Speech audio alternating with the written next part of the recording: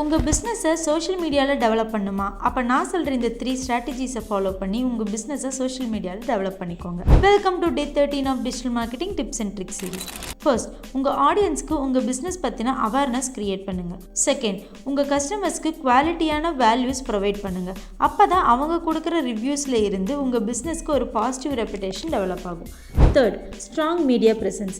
Social மீடியாவில் உங்கள் targeted ஆடியன்ஸ்க்கு ஏற்ற மாதிரியான கண்டென்ட்டை கன்சிஸ்டண்ட்டாக போஸ்ட் பண்ணுங்கள். அப்போ தான் உங்கள் ஆடியன்ஸையும் எங்கேஜாக வச்சுக்க முடியும். அதே சேம் டைமில் உங்கள் ப்ரொஃபைலும் ரீச் ஆகும். சோஷியல் மீடியா மேனேஜ்மெண்ட் பற்றின டவுட்ஸ் ஏதாவது இருந்தால் கீழே கமெண்ட் பண்ணுங்கள். இந்த மாதிரியான டிஜிட்டல் மார்க்கெட்டிங் டிப்ஸ் அண்ட் ட்ரிக்ஸ்க்கு adzerdigi பேஜை ஃபாலோ பண்ணிக்கோங்க. நான் உங்களை நெக்ஸ்ட் வீடியோவில் பார்க்குறேன். பாய்.